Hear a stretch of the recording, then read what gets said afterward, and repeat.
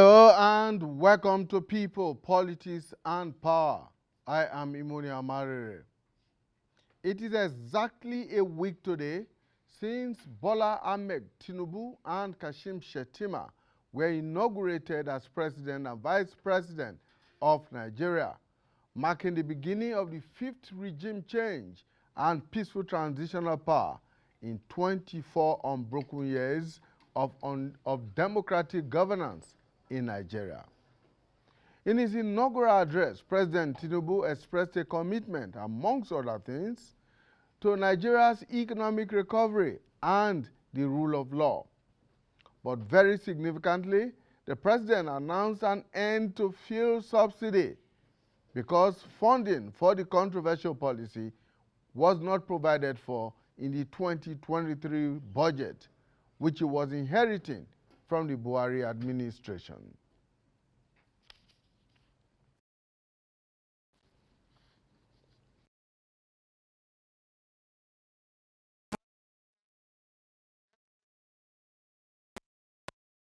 From across board, with the NNPC Limited almost immediately adjusting the pump price of petrol across the country from 195 naira to between 500 and 550 naira per litre, depending on where you are in the country.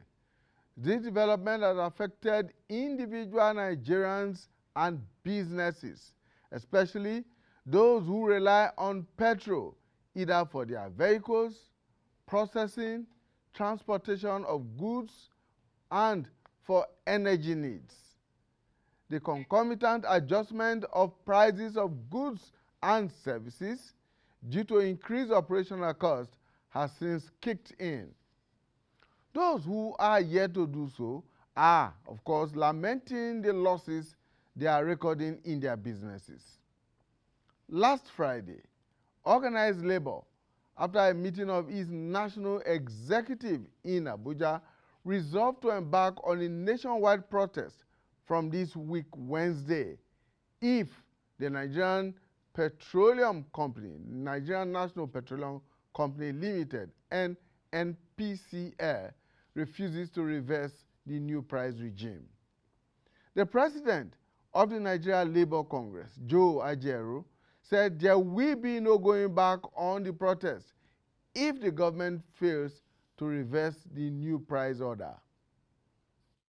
The NLC decided that if by Wednesday next week that the NNPC, a private limited liability company that illegally announced a price regime in the oil sector, refuses to revert itself for negotiation to continue, that the Nigerian Labour Congress and all its affiliates will withdraw their services and commence protests nationwide until this is complied with, and that NNPC doesn't have the monopoly to act illegally, even as a private company. The NLC NEC therefore directed all state councils and all industrial unions to commence mobilization from this moment. Now, the removal of the controversial fuel subsidy has been on the cards for a long time. Government after government, and in fact the Buhari government had attempted to pull the plug on a few occasions, but had always chickened out at the last minute. During the 2023 campaigns, almost every presidential candidate, except that of the Social Democratic Party, had made it a cardinal issue, categorically promising to do away with the subsidy as soon as they get to power. In fact, one of them emphatically decried and described subsidy as, I quote, organized crime, which must be done away with immediately. Organized labor was part of the campaigns and saw nothing wrong with it then. So the question many have been asking, why now? What is the likely impact of a labor-driven strike or protests on an economy that is described as frail and fragile? Who will benefit or lose if the economy is shut down by the planned protest by labor? Is labor being fair to the 1 week old government by refusing to negotiate? While the Trade Union Congress, TUC, has continued on the dialogue path, the NSC has shunned dialogue, prompting speculations about a sinister political agenda. Already, this is causing a major split in the labor ranks, as reports indicate that its members in the northern states and in the southwest have resolved not to participate in the nationwide protest. If this happens, what is this likely to do to the cohesion of the labor movement? This is certainly going to be a major test for both the government and for labor. These are the issues we'll be looking at on the program today, and I'm joined in the studio by two very eminent analysts who will do a deep dive into the issues, and we shall also be joined virtually by our good old friend, Professor Samuel Odewumi, who is of the Lagos State University, who will be joining us from Lagos via Zoom. But first, let's get to meet our guest here. Baba Yusuf is a strategist and a policy analyst. Thank you so much for joining us. Also joining us is another familiar face, Vitus Okonkwo, who is a good governance advocate. Thank you so much for joining us. Thank you, sir.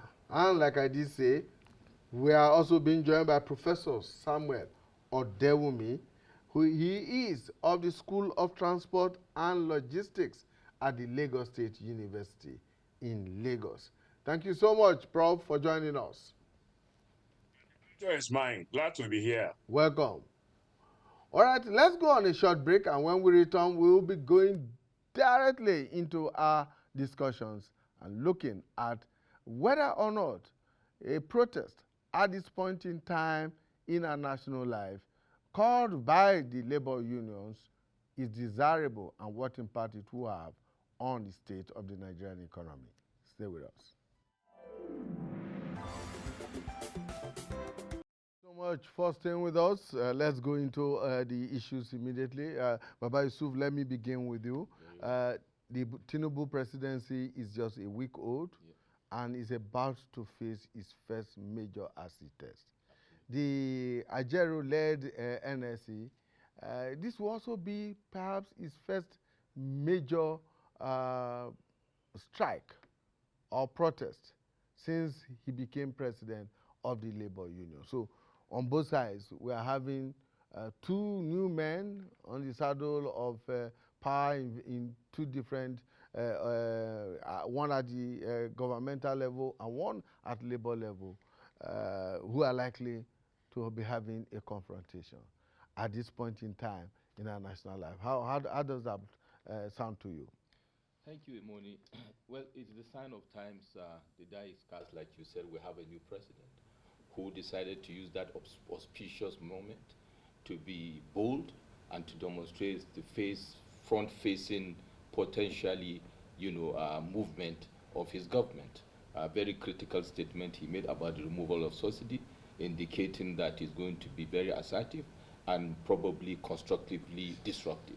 The labor union's position also, like you rightly said, will be a litmus test, albeit to my mind, it is a strike that may come at the wrong time in terms of the objective of the strike. And possibly during conversations, I will bear my mind with regards to why, to my mind, the labor union's approach or labor congress approach with regards to the strike, to my mind, is wrong footing.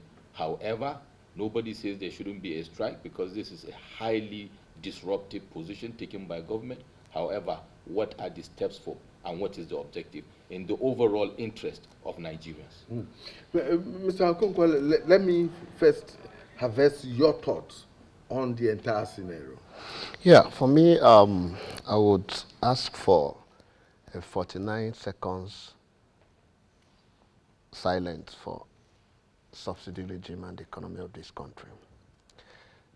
We pray. May the destructive part of the subsidy, may the economic disaster orchestrated by this subsidy, may we never have this opportunity again to have a gang, a criminal gang of subsidy that position itself to wreck the economy of the nation. And may we pray at the same time for the strong political will of the coming administration of our president, the understanding of relevant stakeholders, the understanding of the Nigerian people, the Nigerian workers, to see that do we continue to play the part of playing to the gallery of being used as alibi to cry that, oh, we are dying, and we continue to wreck the economy and driving our economy to the Bermuda Triangle. The subsidy regime, a little reflection about the subsidy. In 2006, the Nigerian budget paid 260 billion for subsidy. 2007, 326 billion. 2008, 384 billion. Between 2009, 2010, and 2011 and 2012, this amount skyrocketed to 1.6 trillion. The labor, at that time, everybody bear witnesses of the 2012 protest. Everybody queued and had opinions on why subsidy should remain, that government should not remove it. I was privileged to read through the Farouk Lawal report. I saw recommendations. I saw how statistics, facts provides that ships which never entered Nigeria, subsidy were paid on them. Double charges and double calculation of subsidy were made by NNPC. And this is to the expense of Nigerian people. Pressure was put on our foreign forest and dollar because of the dollar control the international market. So may we never have this regime defeat us again. Let anybody, I challenge every Nigerian to look at the 2012 protest. You see the sympathy we gave thinking that it will be better. Today, it has gone worse. I was privileged to be here the last time when I said that subsidy is an unwanted burden. And if we remain passive, they will destroy our country. If we think that we will continue to play to the gallery, to think that, oh, policies of government, which is targeted at this elementary circular flow of income, defines it all. Nigeria as a nation in the circle of life, economic life, there is injection, there is leakages. The injection is the resources that the government was able to save and make. It's what that will build road, what that will do hospital, what that will pay for fuel, which is an item in the survival of the Nigerian system. But now the circle injection has nothing because subsidy has taken everything and led us to borrow. The same labor unions, whom by their own advocate, the Ajero himself, as a Labour Party man, advocated immediate removal of subsidy and said it is evil, it is a criminal gang activities. But I'm shocked and surprised that this moment that the government of President Bola Ahmed Tinubu reflected, not that he gave order for removal, he reflected on the handover document given to him by the past administration, saying from the document I was given, there is no provision for continuous payment of subsidy. By this record, the subsidy regime is gone. I will not attend to it. And mind you, provisions in the past regime provided subsidy up to the end of June. It was shocking to note that they mismanaged the utterance of Mr. President to now jump into shortchanging the people. From my record, without looking at facts, We were buying fuel at 195 naira per liter. And after the Mr. President presentation of report of the handover document and the position of the new government, NNPC Limited quickly reviewed their price from 195 to 540 naira. Minus it 195, you have 345 naira. Times it by the wrong computed consumption per day, 68 million per liter. You will have 23.4 billion per day. Times it by month, an NPC, which the fuel they already have, which will last for 1 month, and other marketers, both independent marketers and major marketers, which have our money, subsidized fuel, which is meant to last for 1 month, is in their hands. Already with the price they are selling, already subsidized, with the price they are selling, they are shortchanging Nigeria. 23.4 billion times 31 will give us about 727 billion.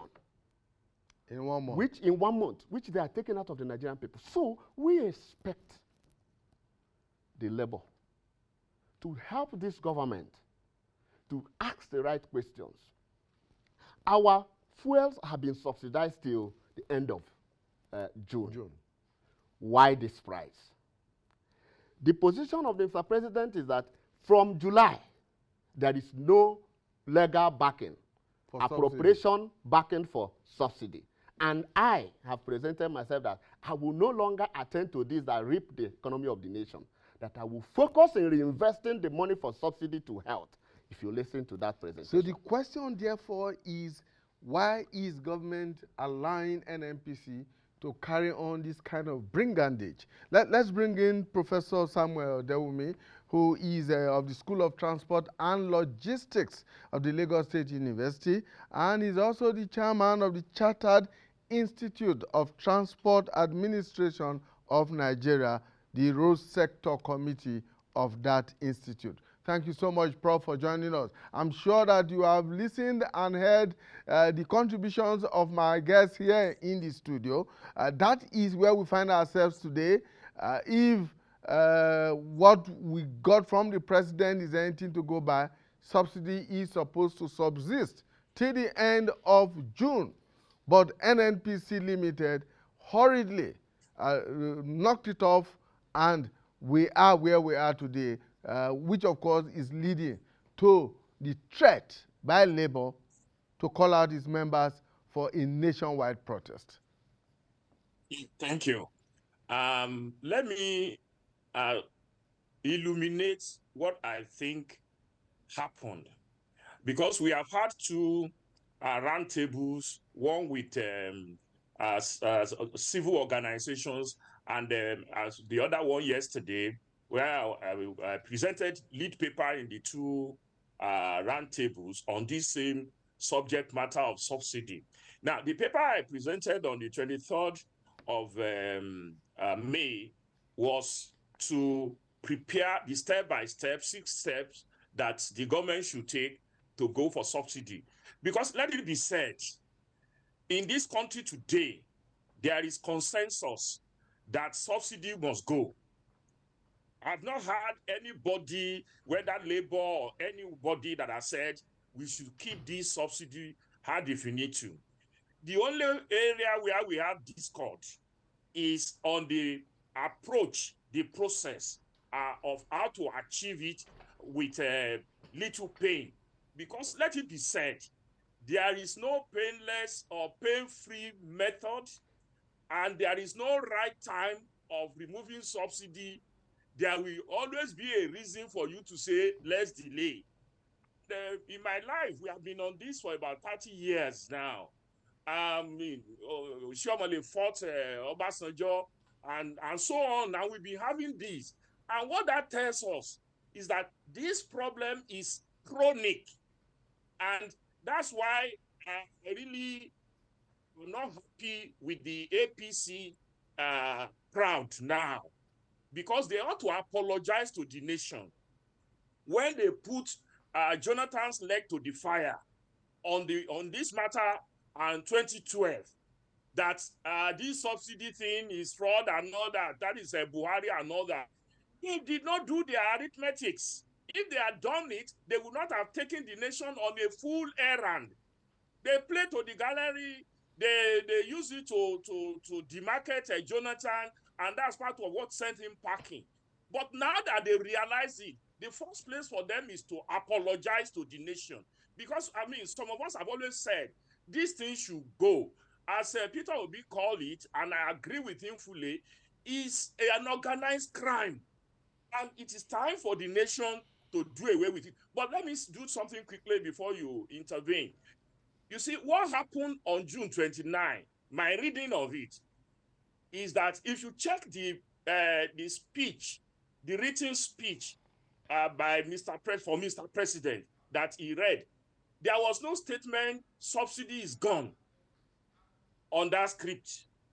Now, he said it off the cuff because he was reading from a prompter. Possibly there is a delayed, I mean, those of you in the television, you know that when you are reading from the teleprompter, sometimes there is a delay in a sentence coming up on time. So Mr. President fill it up. That's my reading. So he added that subsidy is gone as a waiting time for the next sentences to come up. Then, of course, that's the banger. Once that banger drops, the city reacted, and all the marketers, because of what they've been doing, shut up their stations because they will want to delay the sales of this product till the new price is announced so that they will be able to have their double gain. Now, NNPC now had no choice. It's either we continue with this scarcity that will have lasted the end of the June, which was the anticipated date. So, because the queue built up immediately. Now, I think the NNPC now said the only way to get out of this racket is to announce our own price immediately so that there won't be hide and seek about it, and people will release the store, what they have in stock. There won't be scarcity. So I think that's what happened. And so the government now want to fly with it, and this is what annoyed Labour, that this is too hasty. You did not do 1, 2, 3. But I will say this, and I want to stop. I will continue from your question later, that if it is even too hasty, given that it is too hasty for Mr. President to say subsidy is gone, it is 3 times hasty for Labour to declare strike, especially NSC. You cannot just stay off negotiation immediately. What you will bring is, this is what I want in the place of your new subsidy is gone.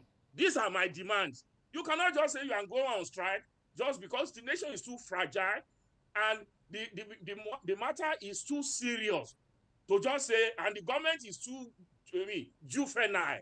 There is no seat yet for you to slam it with a strike. So I think that's where I want to stop now. What happened and the reaction of Labour, and why NNPC had to quickly roll out the price. Immediately they roll out, the petrol stations dried up because there was no queue. So I think that's what happened. And I think for patriotism, we should all get out of this quagmire that we have found ourselves over the decades. It's time we get out of it. All right, Prof. Thank you so much. Let me bring in Mr. Yusuf here. Prof says it was hasty on the part of government to have pronounced subsidy is gone, but it's 3 times more hasty for Labour to declare a strike. Now, Labour has said that unless and until the NNPC Limited reverts to the old price, it is going ahead with the strike. In fact, it has shunned negotiations. That's on the part of the NLC. Yes. The TUC has continued with negotiations. Yes. Now, how strategic is that for both Labour and government? I mean, should Labour at this point in time not be talking? Should there not be some kind of dialogue, some kind of negotiation ongoing to resolve the matter? That is, if there is a genuine intention to resolve the issues. Thank you, Emoni. If you recall my opening remarks, I mentioned that President Bola Ahmed Tinubu, by that statement, was being constructively disruptive. On the other hand, the Nigerian Labour Congress is being destructively disruptive. These are two positions, and it depends on how you see the cup, half full or how empty. To my mind, that position taken, and I agree with Prof, because I have the quotation or extract of the speech of Mr. President. It appears it was seized by the moment, and because of that, it decided to go with the flow. Well, the die is cast. But to my mind, it appears that time has come for the Nigerian Labour Congress, to either reinvent itself and position itself for better impact and value to the Nigerian workers, public and private sector, and indeed to the Nigerian populace, or go down in history, this particular administration of NLC as an insensitive, NLC that is not in tune with the realities of Nigeria.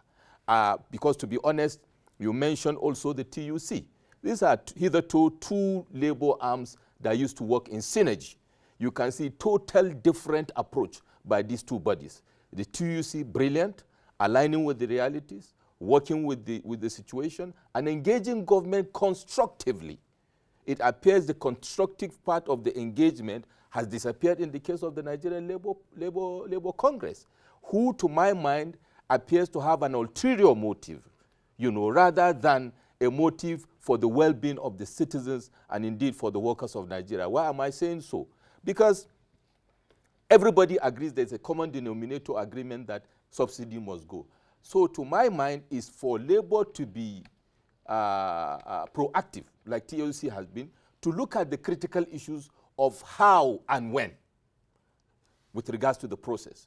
What are the possible impacts? How do we cushion the effects? What does government have for us? I was expecting question to say, we want an action plan from the federal government based on the statement made on the hows and the whens, at its impacts on the workers of Nigeria and indeed the citizens of Nigeria. Let us not forget, according to the Bureau for Public Reform, the total number of civil servants is less than 1 million, 750,000 if I'm correct.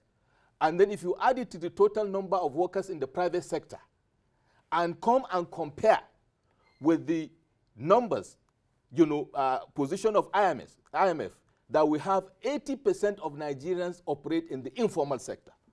It presupposes that over 100 million people are operating in the informal sector that will not be covered by the NLC umbrella. Yes. Indeed, the Nigerian Bureau of Statistics, at the wee hours or wee months of 2022, came out with a report that 133 Nigerians are multidimensionally poor, who are also not covered by this NLC TUC umbrella. Indeed, if the NLC are patriotic citizens at this point in time, and they have truly the good intent of the Nigerian citizens and workers alike in mind, they will rather start thinking of how to cushion the effect of this impact, not just on the labor force, but on this most vulnerable that constitute majority of Nigerians, over 130-something million. 80% of the Nigerian populace are in the informal sector, providing almost 50-something% to the GDP. These are people that are riding keke napep, riding Okada, the bus drivers and their conductors, artisans, people operating nano and micro enterprises that we are not even having conversations about them. That constitute majority of the people that will be significantly impacted. So I would expect that NLC will review this strategy, which is dead on arrival. Already we have cracks. NLC have broken away. The northern and the southwestern bloc we are already hearing things that as they are breaking away. And because of the political position of some of the critical players in the NLC have already tainted the intention of NLC, however noble it may seem to them. But I think NLC should wake up, smell the coffee, because this time around it may be a move that may not really go down well with the structure of NLC. Mr. Konkwa, let's take off from there. Now, if 80% of the Nigerian population are in the informal sector, and the NSC, as it is today now, is calling a general strike, a nationwide protest, it means that they will not only disrupt the public service, Yeah. It will disrupt the private sector, and will also disrupt the informal sector, because Absolutely. everybody will be Absolutely. affected. So that brings me to asking how strategic the tool of protest is in achieving labor's set goals. How effective can it be? Okay. We're looking at the past protests, the past strikes, both in Nigeria and elsewhere. Has it ever really resolved any issue? Really, I would say that protest has never been the best and ultimate solution to resolving labor issues. Negotiations, bargaining on the table have always been the solution. Even after the protest, you go back to the drawing board to now know the solutions at which the problems can be solved.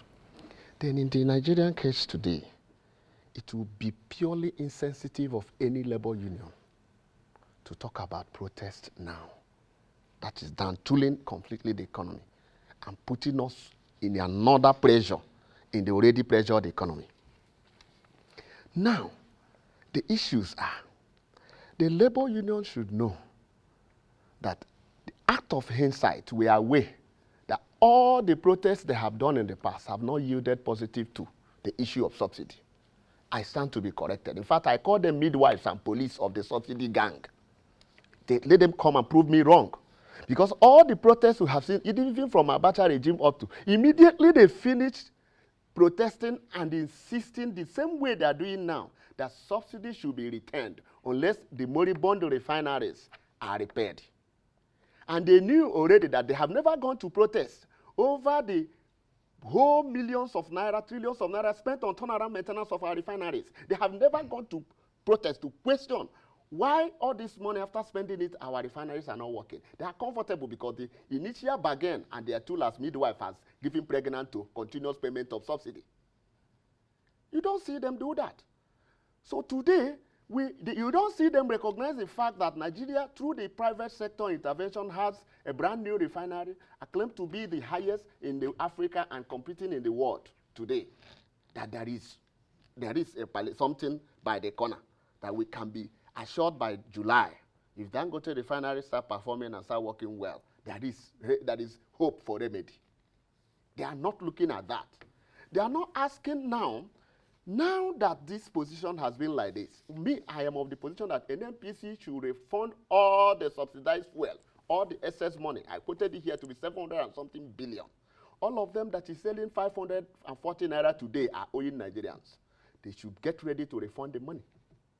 Then between now and the 1 month that subsidy covered, the labor union should come for the interest of this nation, for the interest of our economy, for the interest of our children. Look at the number of statistics my brother here gave. Are you getting it? So the labor union should now engage deeply with the president. Within this 1 month, we have subsidized fuel. Solutions can be put on table. Labour is saying that there are no legitimate institutions or individuals in government to negotiate with. That's what the NSC is saying. There is no legitimate.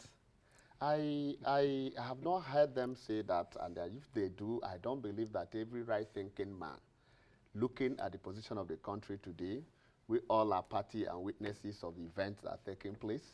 We have a president now, not president-elect. We have certain appointments have been made, reputable men. We have the chief of staff have been appointed, the SFG. We have other DCF, deputy chief of staff have been appointed. The system is moving. We have the members of National Assembly elected, waiting for inauguration. The presidential proclamation any moment will come.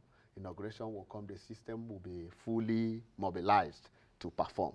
So for them to take a position saying there's no legitimate government, I stand to disagree with them completely. We do not run a lawless nation. We are a nation built on our constitution. The constitution has provisions. The president, our gone president, Buhari, has gone back to retire. A new government is in place. Government is a continuum. Even if the NSC was negotiating with civil servants, say maybe, for instance, permanent secretaries, directors, generals, They do represent government, don't Absolutely. Sure. That's why I said we do need to see the labor union. I sympathize with the NLC, the approach they are taking. This is a nation, when you deal with matters like this, it is beyond your personal emotions and feelings. It should go extensively to look at the general polity of the country. This single item fuel, the government needs money to fix the road. The government needs money to fix the insecurity that is worsening day by day. The government needs money for the health sector intervention. The government needs money for the educational sector. The other day is when ASU is making their own demands. How do a government survive with borrowing entirely the future of this nation to subsidize only one item, fuel? And they are comfortable with it. That's why I see any labor union leader, I stand to be corrected, that you see that does not consider the multiplier effect of the continuous waste orchestrated by the subsidy. And this now that the subsidy has put a automatic gear heading us to the economic Bermuda Triangle, to the abyss of non-survival, any labor union that does not see that coming, that it will be even the bigger devil, that subsidy continues and the nation runs dry, it will be worse than anybody can imagine. So I call upon the Ajero-led NLC to come back. You do not address issues like this like a battlefield. Come back to negotiation table for the interest of Nigerian people. Bring out, label your opinions on how the palliative measures can be taken, looking at our pulse. You can't say fix the whole refinery when you know that Nigeria does not have the money to fix the whole refinery immediately. Then if there is palliative being proposed by the TUC, let them have a harmonious understanding and take a position for the common good and general interest of Nigerian people. Down-tooling will be worse an action than the remedy it's set to solve. So I call upon even labor members to think beyond the danger that imposed. I love the way some chapters are saying we have contrary opinion to this. And I want our Nigerian workers to think beyond the box and equally disagree with embarking on this strike. Okay, Prof. Odawumi, I'm sure you are still very much with us. The Labour has insisted that there must be a return to the status quo ante. That is to say, NNPC Limited should go back to the old price. One wonders whether that is realistic in the present circumstance. But there again, we must also begin to question whether or not government did a proper measurement and evaluation of the situation before making the kind of pronouncement that it has made, and whether or not it clearly evaluated its priorities, both by government and labor, whether they evaluated their priorities in the current circumstance and where that might take the nation to. Very much. I share the sentiments of the panelists in the studio. And first, I want to say that Labour, I heard when Labour said there are no legitimate people for them to negotiate with. And for me, that is begging the question. And that is like looking for an excuse to stay away. The chief of staff is there. The deputy chief of staff is there. Although that one has not resumed, that is the chief of staff. But the SSG is there. Then anybody that the president sent to represent him is the president. But even let us, for the purpose of the argument, that so there are no people on ground. That is why their strike is hasty. You should have allowed government to compose itself to be able to see who you want to negotiate with. Because there is no way that Tinubu now can have a cabinet and the cabinet will operate because the Senate that will confirm their appointment are not taking it until the later part of the month. So it is like somebody who wants to, just a monkey that wants to climb the tree, and they say the staff of the father-in-law is hanging on the tree. So he happily just jump on the tree. The problem is how to get him down.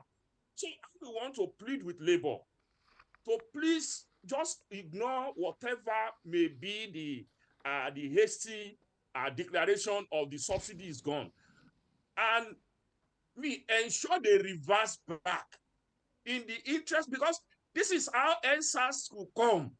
And the loss to this nation, we cannot just kill our fatherland just because we want to play to the gallery, we want to do posturing. At the end of the day, what happened? I said what happened in the sequence. Tinubu decided to bite the bullet and take the action, because there's always been, Buhari wanted to do it, he couldn't do it. So to insist that they should reverse, let us not even interrogate that. Imoni, if they say today, revert back to the old price, what we have is fuel queues. Those people will just shut down out of about 5 pumping stations, only one will be dispensing. They will want to slow it. So, are we going to be in this madness? In the end, you will achieve nothing for the nation. So what is at stake is Labour should make a specific demand. And the one they should demand for me is, you can say, we want hardship allowance, immediate. The money that should be a subsidy given for this month, bring it, give workers 1 monthly bonus of hardship allowance, or whatever name you want to call it. Then the review of the minimum wage and other demands that Labour, especially TUC, is bringing to the table, which is legitimate. Get the refinery, because it is not now, between now and when will the refinery start working. It has been there for long, but I also agree that the decision should be taken whether to sell it, commercialize it, privatize it, and outsource the management of the refineries. Those are legitimate demands, but it is callous on this nation to inflict. NSC is not a Korope union. It's not the union of teachers. I'm a teacher, so apologies.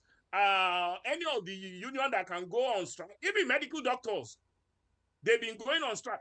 NSC will just grind the nation. And can we afford it? And can we afford the spillover effect? I think for the sake of the country, the Labour should reconsider, the NSC should reconsider. Then, moreover, their candidate at this presidential election said exactly, we didn't have done this to Obi if Obi had won this election and Obi had removed it from day one. We didn't have done it. So, I could state again those things, those 6 steps that we had recommended that the administration of Tinubu will have done, which is majorly engagement with Labour, engagement with the media, engagement with Dangote, and engagement with students and so on. But that is off now.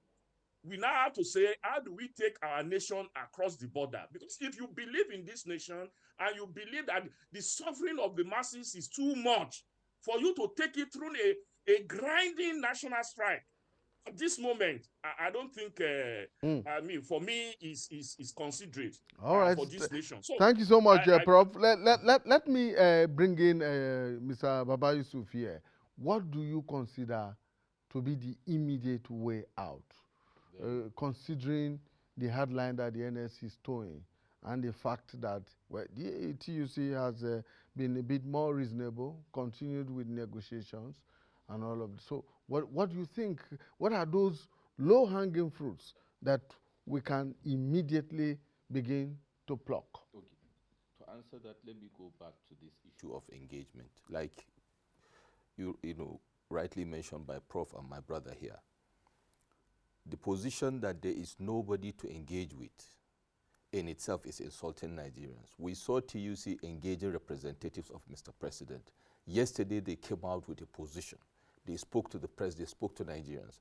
The TUC president, the representative of the president came out with the various interim positions they have taken and indicated the next steps, going forward. Taking it to key into your question, that is the way to go. constructive engagement, continuous communication to Nigerians. I use this opportunity to say that, Imoni, this is one of the most important decisions that would have been taken in the history of Nigeria in the past 50 years. Subsidy has been there for 50 years. And it's not an oil and gas issue.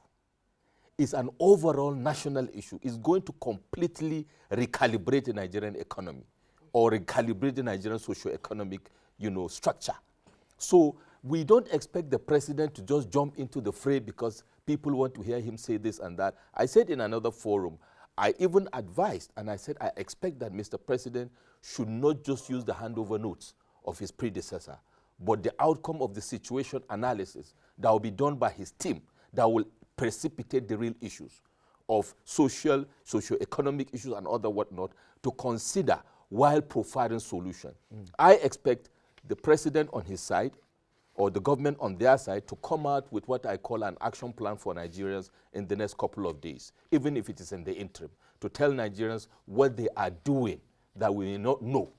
And please let us stop talking about palliatives for the Labour Congress or for the 2UC. I mentioned the 80% informal sector. I mentioned the over 133 million vulnerable Nigerians that are multidimensionally poor before the removal of subsidy, who will not be covered by the safety nets that are currently in system. So we need to address that while these action plans are. So, Nigeria, we have this culture, fantastic people, great initiatives, visionary people, but execution is a problem. And we're mostly impulsive. So I will expect a communication strategy from government to come out and speak to us. I think that will neutralize any ulterior motive by anybody with regards to this moving forward and force people to come to the table. Constructive communication. Absolutely, and All engagement. Right. Yes.